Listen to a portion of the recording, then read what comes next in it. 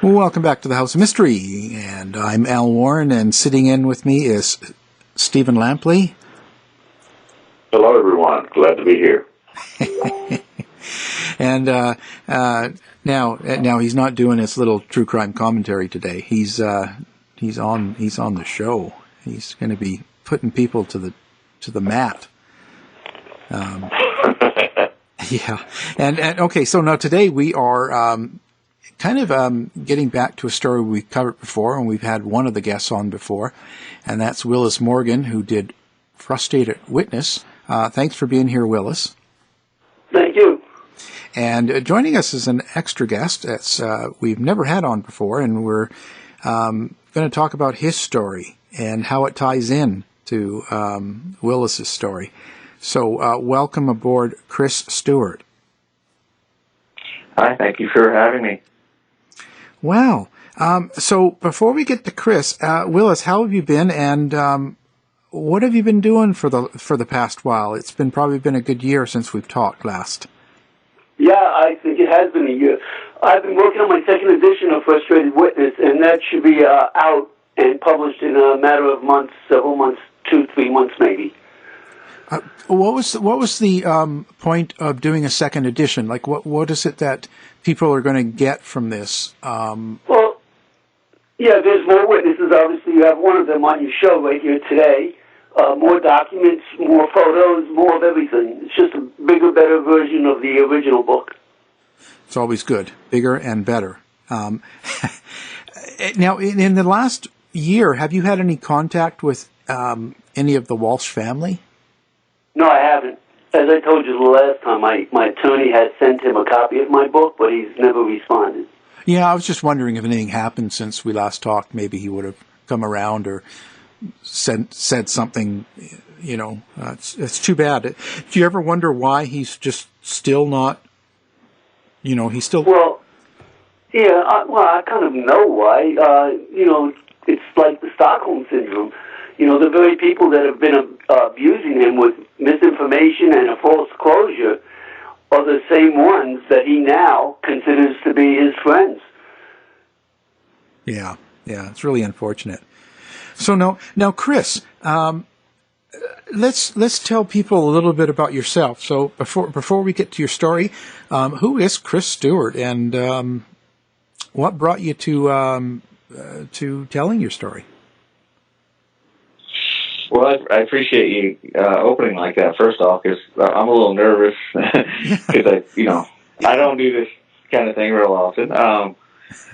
So I appreciate you introducing me like that. So what brought me to tell the story is just because it's about a 10-minute period in my life that so I've been able to look back at, and it was just a scary thing that happened, and I just see it as I see that whole period of time living in Hollywood as kind of a crucial time in my life, and this was just kind of at the forefront, I guess. Yeah. So it weighs heavy on you. Yes. Okay. So Chris Stewart, let's start with how old are you now, so we know where you are. Oh, absolutely. I'm not 11 anymore. No. I'm 47 okay. Years old. Oh, okay. So you've lived with us a while, and now, where did you grow up? Did you grow up in Hollywood then, or did you grow up somewhere else? Yeah, I'm from the Midwest. I'm from a small little town in southern Illinois. You might be able to tell by my accent a little bit. It seems to stick with me. So that's where I was born and raised, and I currently reside in Phoenix, Arizona. Wow, hot city. Yes, so, nice now though. Yeah. So what brought you to the mall at the time when you were 11?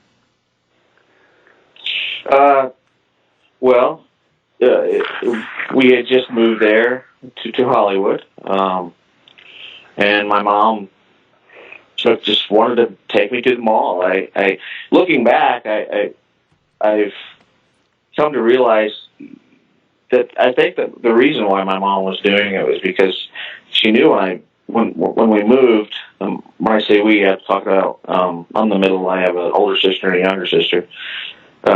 My parents had split up and divorced, and so us three, we really didn't want to leave home, and we knew about Adam going, moving out there. And if you can imagine, in 1981, what that would be like, I mean, nobody had heard much about this kind of thing. Right. So for me, it was just, I don't know, I was just really, really, really terrified, and I think she kind of knew it, and I took it real hard. I took the move really hard. And so I just think she wanted me to just kind of know that it was going to be okay, for an 11-year-old, wrap your head around that. So I just remember going to the mall. I remember entering the Sears and everything, and we just, we had a nice time. I just remember, and I guess it was just one of those things where 11-year-old minds can come out of that and say, okay, well, I'm not, it's going to be okay. It's not like the guys, sitting around the corner waiting for Chris Stewart, Right. Yeah. So you moved there. You had recently had divorced parents. Correct. Your mother was probably trying to get you out and get you back into life and being a kid. Exactly. And you go out to the mall and stuff like that. And, so maybe describe sort of what happened, that was terrifying and how it happened to you. Sure.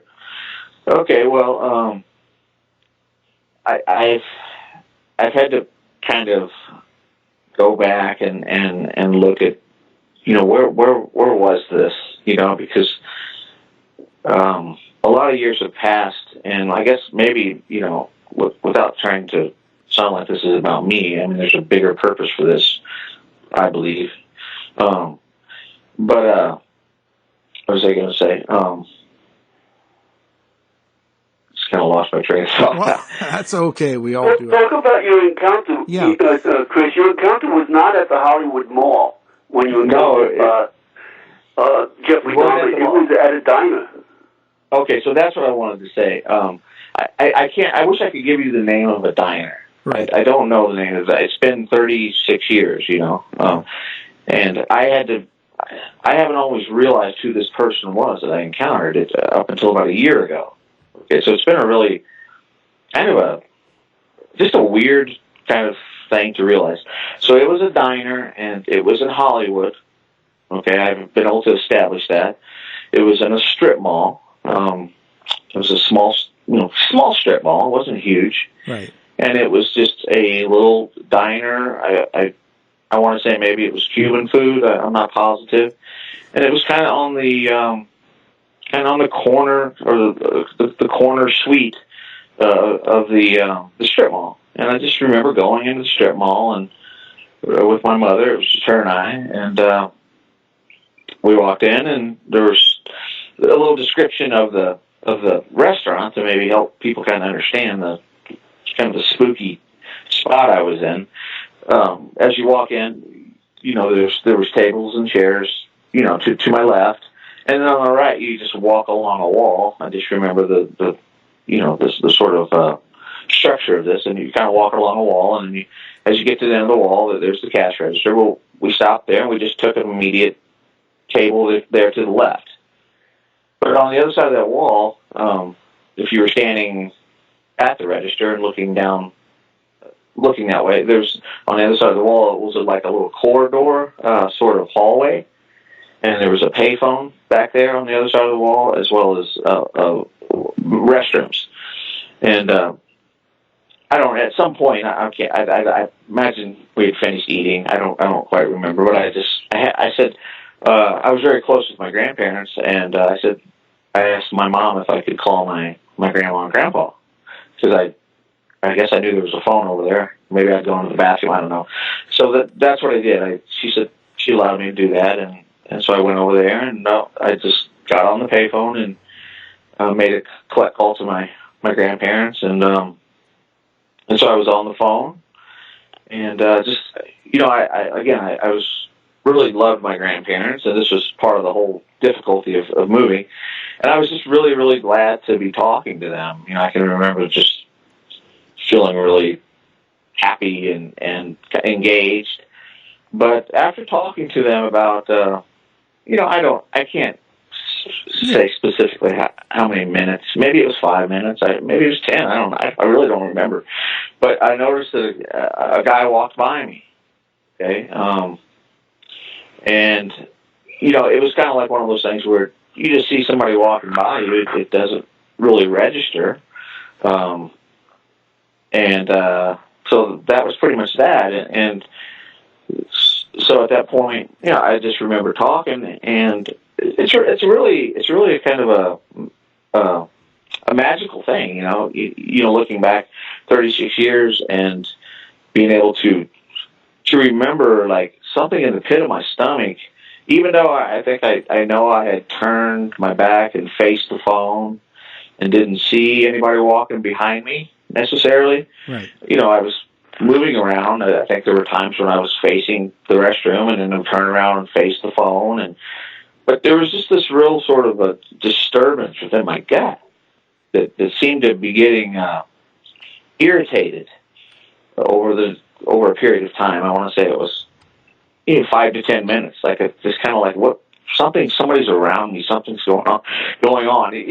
Much like adults when we know something's not right with a person or something. And I didn't notice anything necessarily, but because I was so engaged in the conversation. But he had been walking by me multiple times, because not only could I feel it, but there were times when I also remember, like, vaguely him walking out one time and then probably walking by another time. And then, he'd probably done it a couple more times when my back was turned. That's what I've learned. Okay, so that's what I'm trying to say here. These are things that I've had to kind of come to understand. And so something just really kind of took over in my body, like something's wrong. I didn't know what. I was just anxious. And so eventually I turned back around and I'm facing the men's bathroom, and I see this guy come out again. And at that point, he kind of looks up at me and looks right in my eyes. And it was just, we were all 11, I'm sure you guys remember what it's like when you're 11. And if you could just think about, being in a new city like that at that time and having that happen with Adam. And, I don't think I'd ever really been so scared as an 11-year-old. So that's part of the reason why I'm telling my story too. It's been therapeutic to be able to talk to Willis. It's a good thing to talk. Yeah. And Chris, you guys a lot. Can you also describe how you realized just recently that this was Jeffrey Dahmer? Yes. This has been a real kind of fascinating thing. I mean, from that aspect of it. I mean, it hasn't been necessarily traumatic to discover it, although the experience was traumatic. Yeah. So how this happened was this was about a year ago. I was on my iPhone, and I look at all kinds of different things on YouTube. There's so much information to be gained on there, and it just so happened that the press conference from that John Walsh was having with his wife, and his kids were there too, and they were basically making the statement that they discovered who took their son, and I was at that time I remember being kind of like, oh wow, I was like happy, I was glad to know that, because I had always sort of wondered, I wondered for a lot of years. So I went in and watched the thing, and it was just like, wow, I must feel like, like such a relief considering everything. And that was it. And then the next day, I was on YouTube again, and it was. I started to see these different interviews that came up with Willis, and these they were children at the time, but they're adults now.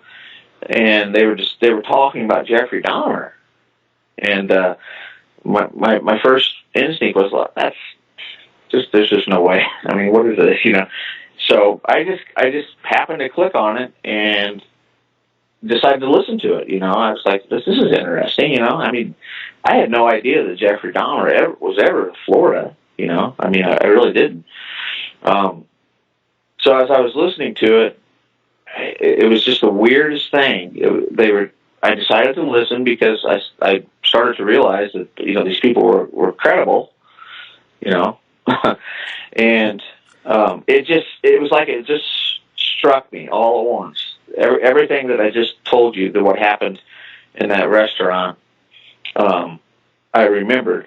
But the weird thing was that I could never pin them together. It was almost like I just couldn't identify him, you know. And then the first thing I did when I came off of YouTube was I went on to the internet and I Googled Dahmer young, like as a young person.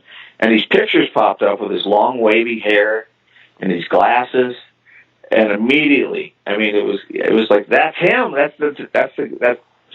had this encounter with the same guy, and it was just very surreal, and just everything at once happening to me, and it was, I don't know, it was just really weird to discover, and I just thought, yeah, I have to tell my story. I have to tell somebody about this. So this is amazing. I mean, this is crazy, you know.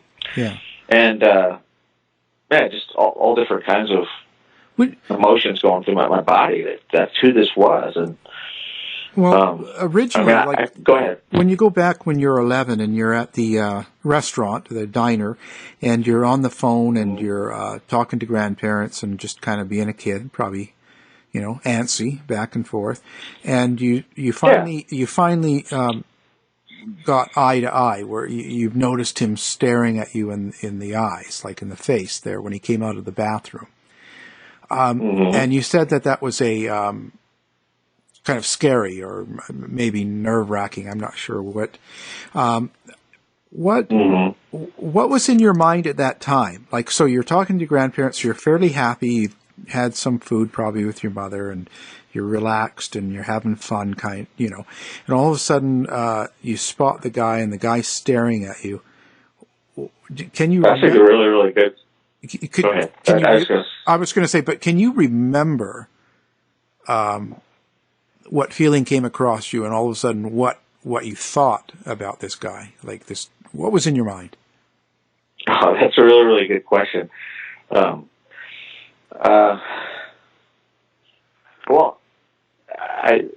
the thing that hit me was it was like just an aura about him that was so much different than any human being you could come across. I mean, it was just unthinkable. Like, I couldn't wrap my head around what kind of human being this was. That's how it felt. I mean, you know, I was like, it was just, I couldn't gather my thoughts necessarily, but I can remember thinking that this guy has done something really, really, really bad. I mean, not just, we all do bad things, you know, yeah. at times. But I knew that there was something about this guy, you know, again, I'm 11. Right. But I knew that he did something that he was dangerous. There was a danger about him. And I want to describe him to you, you know, if you'll let me. Sure. Yeah, go for it. Gosh, I mean, when I saw Jeffrey Dahmer, I mean, and I'm not just saying this, I mean, I don't know, I haven't seen the new movie about him, but they did a really good job depicting and you know, that character. I mean, that's what he looked like, but he looked a little bit older. I mean, he looked older than that. But I don't know if you noticed those clothes that he wore. So those were the things that stood out to me. It was like, why didn't I realize this? You know, as I saw him, as it hit me, it was like I started to look at his clothes, and you know, he was unshaven, and his hair was messy, and he had his glasses on. I still remember the shine of the glasses, as he looked at me, and even when he walked by the first time. I mean, he just looked outdated to me, and just really, really scary. I mean, I guess it was, kind of like a Hannibal Lecter in a way. I mean, well, for an 11-year-old, I guess. I was going to say it sounds like Stephen was in there, but if now. I wasn't in there that day. No, I mean, a little bit older. Hey, no, but I'm trying to. He was scary, guys. I mean, he was really, really scary. He looked really, really, really weird. Yeah, that's really weird. I'm trying to capture. So you actually, it just came right across. It did just come right across your whole mind and body. All of a sudden, everything, fear, everything about it. His look. And as I look back, I mean, I remember that I thought that he was very, very dangerous, and he wanted to. I've come to realize that basically this person he wanted to kill me. I mean, I know obviously this is in hindsight. I mean, I know about Jeffrey Dahmer now, but I know we all have learned what was on Jeffrey Dahmer's mind. I mean, he killed people. Yeah. And, had sex with them, basically. So just to realize that, and then it all made sense when I realized, well, he wanted to kill me. I mean, no wonder I felt that way. Yes, he was definitely in predator mode that day, for sure. Yeah, right. Yeah, he wanted to kill me. If he would have had the opportunity, he would have grabbed Chris. I mean, that's what he was there for. It's pretty obvious that, Jeff had access to a blue van. He was riding around, so he would have needed to stop to use restrooms. He would have needed to get gas in the van. He would have needed to eat, because it was a number of months that he had access to this blue van. And it's the same blue van that was seen at all three sites that are relevant to Adam Walsh's abduction: the Hollywood Mall, the Turnpike where Adam's severed head was found, and the location where Jeffrey Dahmer worked, and where I believe Adam was murdered, in the meter room behind the store where Jeffrey Dahmer worked. As well, listen, you can go to my website, frustratedwitness.com, and listen to other similar stories to Chris of other witnesses that have had encounters with Jeffrey Dahmer when he was down here, and they all say very similar things to what Chris is saying. His aura, his persona that day, because most of them he was always in predatory mode. Even the day I had my encounter with him, at first I didn't realize he was in predator mode. I didn't realize, my feeling was that he was just very, very, very lonely, and he wanted someone to talk to really bad. But it became so intense, the encounter, and I was 34 at the time, and I was a little nervous with this guy staring at me. And so I was watching him, and I'm one of the witnesses at the Hollywood Mall, and this was at the same location where Adam was abducted on the same day. And I actually saw him going into the toy department, but then I turned around and left. So, and so you had the same feeling with this? Like you had the same sort of... Oh, absolutely. That's why I followed him. Yeah.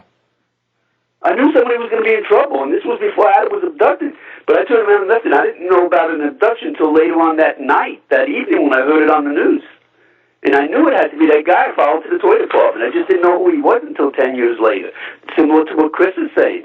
It would be years later before he realized that was who the guy was. Yeah. And yeah, that's the one. Oh, no, go I ahead. was just going to say, I guess coming into this, that was the thing that I was worried about, that, people were going to think that, how could he, 36 years later, claim this? It's been, all I can say is it's been really weird. It's been surreal, I mean, same time the movie's coming out and everything. I don't know why this all happened at this time, but I am 100% sure. I mean, I hope I described him, in a way that, you guys can identify him, through me. Well, you did very good, Chris, because if you listen to the other witnesses on my website, you'll see they all have the same description and feelings that you had. Mm-hmm. Because there's other pictures I know where he's got short hair and a mustache, and so I kind of had to go back and do my research and see that, I mean, that was just one look that he had, and yeah, and that's, well, we all change, as time goes, do things. Sure. Sure. So when you saw that, can you follow through, and what did you do once the eye connection happened and you were like, oh, this guy's evil, and you kind of got the fear on a little bit? Where did it go from there? What happened after that? I basically went into shock mode. I think I really did. I went into shock, and I don't remember exactly what I said to my grandparents, but I know it was, I have to go. I have to go. I'm going to go ahead and go, Yeah. And that was probably just about it, because I was Did you go so back to your scared. mother, and did you tell your mother then, or? Yeah, so then I hung up the phone, and I walked over to my mom, and I can still remember, like, my breath was, I could hardly breathe, I had to catch up with my breathing, and as I walked over to her, I was like, Mom, this guy's watching me. And she was like, she kind of took a deep breath. She said, "Who?" And at that, she had her back to the the register and the little corridor area. And as soon as she said, "Who?" I said, "That guy right there." And he came walking. I guess he'd gone back in the bathroom again, and he came walking out. And as soon as she turned around, he was right there. I mean, just visible. And he just walked out the front door. Walked out the front door and took off, and I just looked at it, my mom, and I said, "That guy, it's just not right." And yeah, I mean, that's another story, in terms of my mom and that kind of thing. But I don't think she realized the severity of it. Well, no. I mean, it's not something. How could she, right? Yeah, it's not something that you're. Typically, I mean, I don't go to a restaurant and sitting there thinking, okay, who's going to kill me and who's a murderer. That's kind of That's not, especially in '81. I would imagine she wasn't thinking in those terms, Right. So since then, how has this affected your life? Like, especially the last year here. Now that you're talking about it now. You've met with Willis, and You've given your statement, sort of, and you're moving on. How's this affecting your life now? Well, that's a really good question too. I appreciate you asking. I do this for a living. Well, it's been kind of a thing where I guess I'm still asking myself that, like how did that affect my life? I'm not quite sure how necessarily it did. I think it has, but I definitely feel, I guess, just for my own well-being or my own perspective, it's been kind of like I needed to talk about it, so it's kind of been therapy to talk to Willis and have somebody say, I believe you. You describe this person. I can tell that you're telling the truth. I know that you're telling the truth about this. So it's been just really, because, I didn't really have that from my mom at that time, and again, she didn't know, and, so I don't know, it's affected my life. I can tell that it's affected me in ways because of, the fact that I've needed to really discuss it, 36 years later, after kind of realizing it. How do people around you respond, Bud?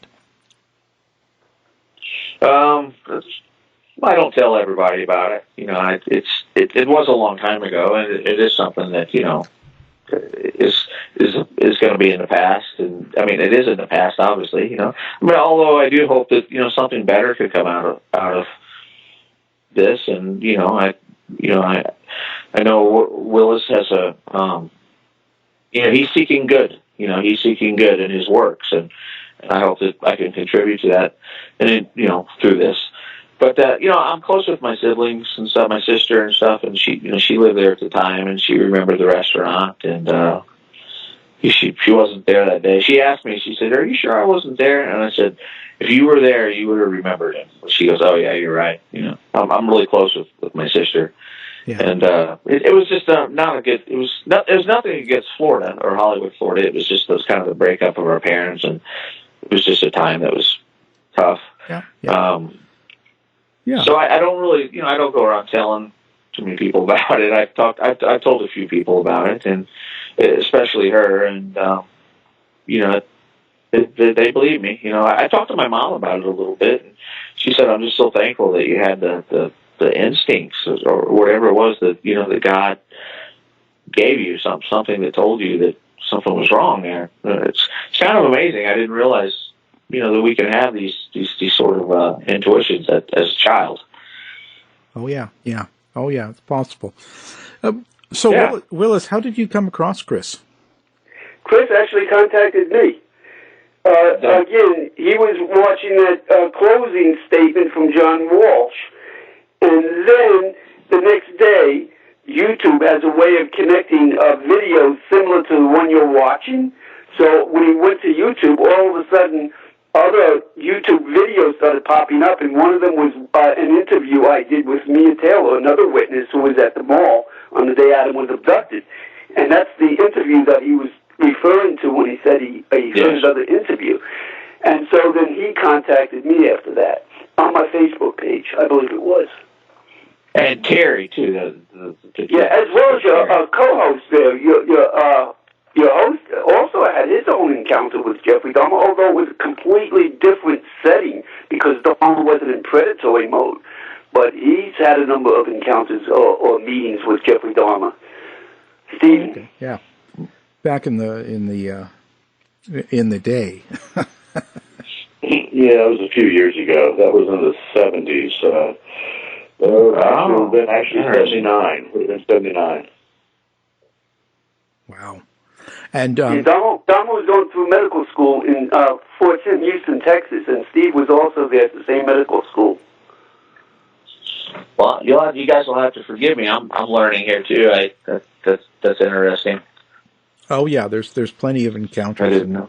A lot of people have had experiences with Dahmer, and sometimes they didn't realize it, and now it's kind of coming out that way. Well, yeah, and also, Al, keep in mind that Dahmer's boss said Dahmer would come in with scratches all over him and his eyeglasses all busted up. So obviously those were encounters. I'd love to hear from those people. There has to be many, many encounters out there with people that have stories to tell, similar to Chris's story and other witnesses. Well, and do we know now was Dahmer the type that would cruise other men in the bathrooms as well for maybe just for encounters and not necessarily to kill them? Do we know about that? I know. All I know is in Milwaukee he did go to gay bars and malls. And down here he obviously went to malls because he went to not only the Hollywood Mall, but the Twin City Mall in West Palm Beach where he tried to abduct Terry Keaton. And you can also listen to Terry Keaton's statement on my website, frustratedwitness.com as well. Do you think that when you had an encounter with him, Willis, when you were at the mall, do you think he was sort of interested in you in a certain way, or was it just to talk? Like what? Because there's a difference between what he when he was encountering you were in your 30s, compared to then he goes down to Sears, and then Adam Walsh is just a little kid. So there's a big difference there. What do you think his purpose was for you, or thought process was for you? Right.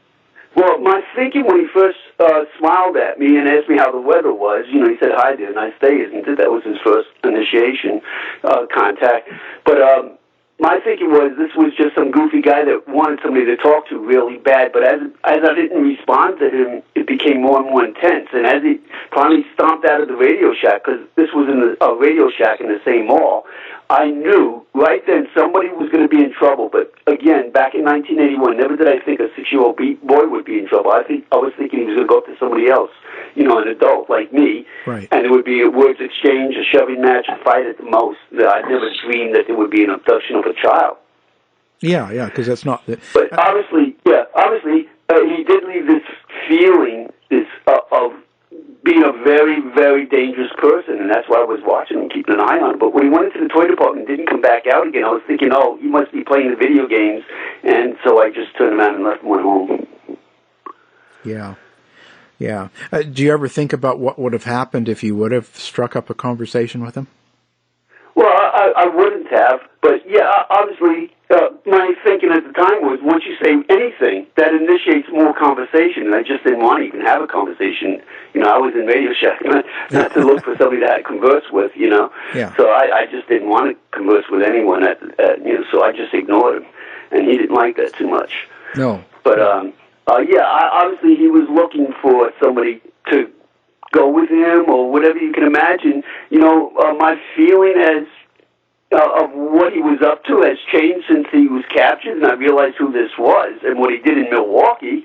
Obviously, I'm thinking, that's what he was doing. He was trying to, get me to go back to his apartment maybe and offer me some drinks, Yeah. He with needed... some sedatives in or sleeping pills like he was doing. Who knows? Who knows what he was going to do after that? I'll never know because it never happened. Yeah. Yeah, you could have been lunch. Yeah, literally. Yeah. So now, so Willis, so you're going to put this book out. How many people have you come across since the last edition? How many more witnesses or people that have talked to you since then? I've had a few, but the hard part is figure out who's trying to just inject themselves into the case and who's a genuine witness. Right. And from talking to Chris for a number of times, directly by phone and Facebook and other ways, I could see Chris is telling an honest, true story about an encounter. But I've had others that you could tell they just try to inject themselves in there, so I don't want to use them. But, yeah, there have been others. Yeah, you're going to have to be careful, right? You want to be accurate and tell the truth. And right. So what kind of advice do you give to someone like Chris that comes to you, and once you've talked to them a few times and you kind of figure that they're real, you've decided, okay, this person's pretty honest, pretty accurate, and has had some experience. What's your advice for someone like that? Well, I appreciate Chris coming on to your show because Chris, like me, I've never done a radio show in my life until this case. I was on quite a few radio shows since, so I'm not really a talkative radio show, one of your best hosts or guests that you could have. But I've come to learn to do this, and I'm sure Chris will get better at, speaking on radio as he does more shows. The first show is always the hardest, and this is his first show. And I've just come to accept doing this because, I just cannot let a police department pin a murder on an innocent man. And they're known for doing this down here in South Florida. There's been many people that have been put in prison and found decades later to be innocent with DNA. And then when you find out how they ended up in prison, they were just like railroaded there. Yeah. They go after the poor, the weak, the downtrodden, who have no education, no money, no family to come to their aid, and they pin murders on them. Fortunately, in the Adam Walsh case, the person they pinned this murder on was already deceased. He died in prison for another unrelated case. So he didn't get to spend any time in prison on the Adam Walsh case. But there have been many others. There's Frank Lee Smith spent 14 years on death row where he died of pancreatic cancer before they found out that he was innocent. And then you find out how they get witnesses, to say that it was him by showing them, in some cases, an array of photos. And when a witness doesn't recognize any one of them, they'll say, "You sure it wasn't this guy?" They'll point one out, which Stephen can tell you that's something they're not supposed to do. And they'll say, "We have proof it was him." And some witnesses not wanting to let a murderer of an 8-year-old child get away with it will make the identification. Yeah. And so that's what they do. And they try to do the same thing to some of the Adam Walsh witnesses. Because Jenny Warren was one that told me that Detective Mark Smith tried to get her to assign and date the back of one of the photos. It was the photo of Otis 2, which was a number 5 photo in a 6-photo lineup.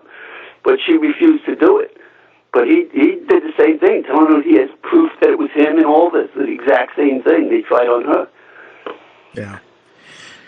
Wow, it's quite a story. So now, Chris, so what's next for you now, Chris? Like, how's life? Is everything? Are you going to pursue anything with this story, or what's your plans? Well, I guess what I wanted to say, as I was thinking about and listening to Willis talk, I guess whenever most of the time, whenever you hear about Jeffrey Dahmer's victims and such, what some of the psychiatrists have said is the kids weren't his MO, and I'm not saying that they were his main MO. I guess I just when I hear that, or when I see that, I'm just a little surprised that they don't. It's like they kind of bypass some of these incidents that, from what I understand, I mean, there was other boys my age, and so I guess I don't quite understand that.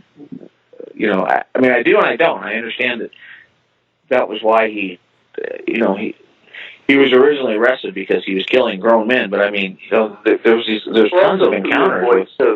Yeah.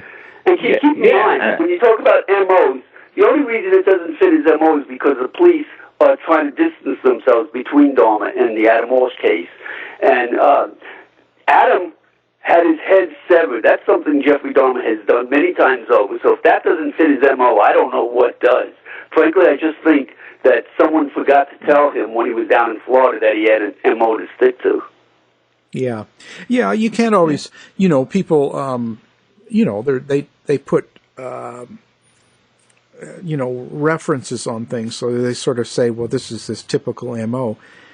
And sometimes it is, but then sometimes right. They change. And Stephen can tell you, because, that this is more his expertise, that the book on MOs have been rewritten many times over. I mean, look at the DC snipers, there was supposed to be some white redneck. Yeah. With a white van. There was never no white van. There was never no white redneck with military background. It was two Jamaicans. Right.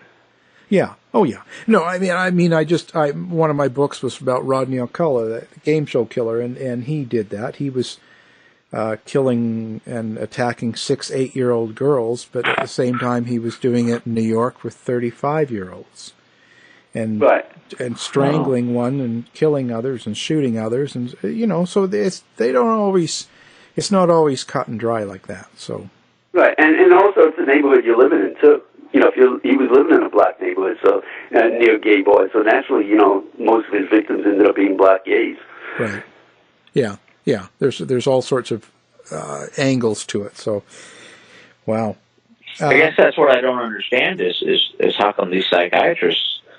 And I forget their names. I mean, I know there's a couple of them that are pretty renowned and stuff. And maybe it's because they just don't want to come out and say that publicly. But I mean, if we can figure this out, well, I don't understand how come they can't. Well, they have to write up a formula. Listen to George Palermo, Dahmer's psychiatrist that the court appointed during his trial. I mean, he says Dahmer definitely didn't go for 10 years after Stephen Hicks without committing a murder. So, I mean, he's spot on with his theories. Yeah. And what they do is they work up a formula and they stick with it. And it works in the majority of the cases.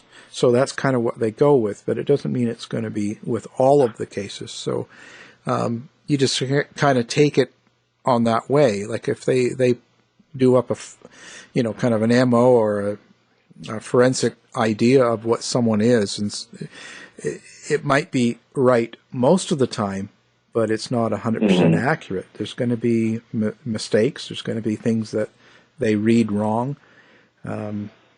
So it's kind of one of those things. They I hope most cops do the best they can with what they know, and you kind of hope for the best output.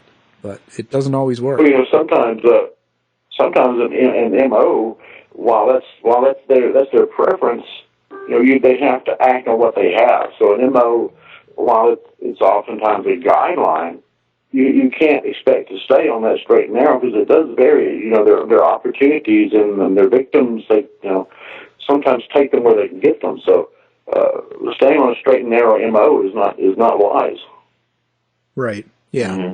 So you just kind of take it with a grain of salt. Right. Yeah. Like, But that just always seems that always seems to come back up, though. When it comes to Adam Walsh, I guess is from what I've heard. That always seems to come back up as far as who his killer was. And yeah, well, until something changes in their mind, until they get evidence that they accept as something different, they're not going to change it, and they're just going to keep repeating it. So you just kind of have to take it as is until it does change. And, kind of a shame, though, I guess, when you're on the sidelines, Oh, totally, because not everything is 100%. Not everything is 100%. Well, in the Adam Walsh case, let me say that, in the beginning, they botched this case up so bad that when Jeffrey Dahmer was captured, they just didn't want to make the connection. It's like, when you mess up, never fess up. Yeah.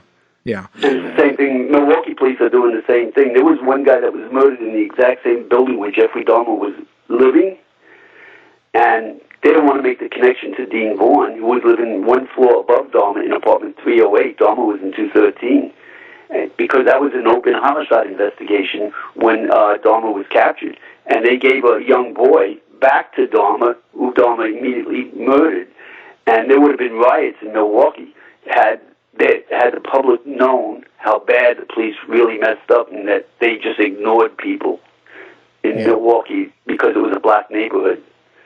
Yeah. And I guess that would be my answer to you, Alan. I hope I did get your name right? Oh, yeah. Alan? Yeah, sure. And I guess that would be my thing is because you'd asked me, going forward, what's next for me. And I don't have Willis's book. That's something that I want to purchase. I'm just kind of interested in other people who had encounters like I did.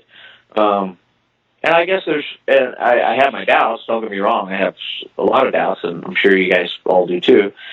But I guess I just would hope that maybe something, or some way, somehow, that they could maybe figure this out, and say, hey, maybe he did. Maybe he did. Maybe he was the one who took Adam and killed him, and yeah. I don't know, but I understand. I couldn't imagine, being his parents and all that. I'm not going to speak on their grief and all that, but it would be nice if the truth sometimes could be known. I think that all we can do is, and don't think about doubts and negativity. You just think, all you can do is share your experience. Tell people how you feel, how you see it, and what happened to you, and leave it at that. There's nothing more we can do. We just share our experiences, and I mean, in this particular case, we all have to, it's going to stay the way it is, unfortunately, until John Walsh himself decides to make a change, because he's kind of the one everybody looks to in this case. So until he does something, all we can do is share experiences and talk about what's happened to people we know and ourselves, and hope that he comes around, because I don't think you'll see any major changes in any of the opinions in any major way until he comes out and decides to follow up or do something different. Gotcha. Thanks for explaining that. I think that's kind of, and not too many people are going to challenge him when it comes to his son. He has to come around, so. And Alan, that's one of the reasons I wrote my book, Frustrated Witness, because, I had filed lawsuits against the Hollywood Police Department, and I lost, but not on the merit of the case, but because of political expediency. So I wrote this book, so at least,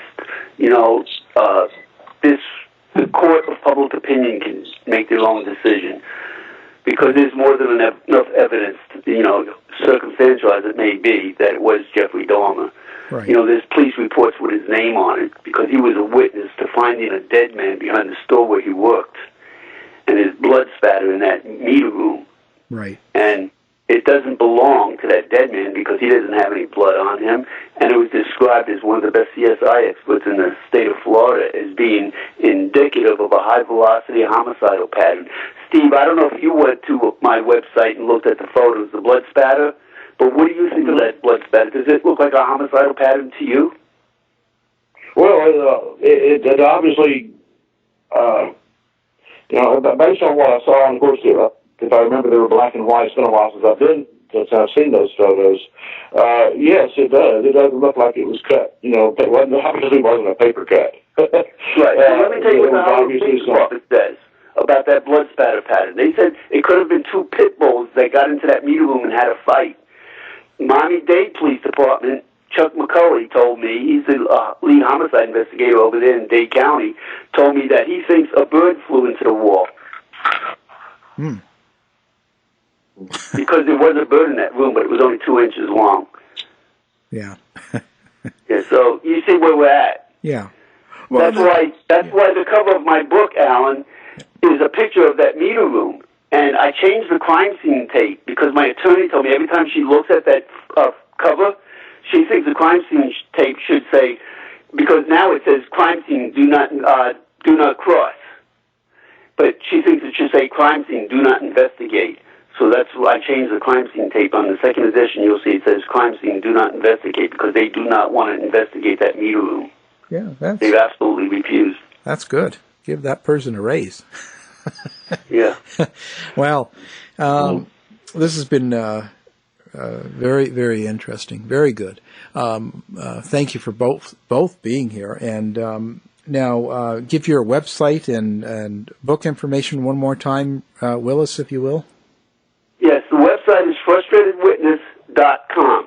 That's the only website you need to know. I have two websites, but you can link to the other website where all the police files and records are. It's Justice for Adam, but you can just go to my first website and get there. You can go from frustratedwitness.com. You can go to the Facebook page. You can go to Amazon and many other places where you can also look at different interviews and different video trailers that I've done for the book. Fantastic. And we will link that to our website as well and put your book on there. And again, thank you, Willis. And what can I say? But thanks very much, Chris Stewart, as well, for telling your story. Oh, thank you. I really appreciate it, Alan.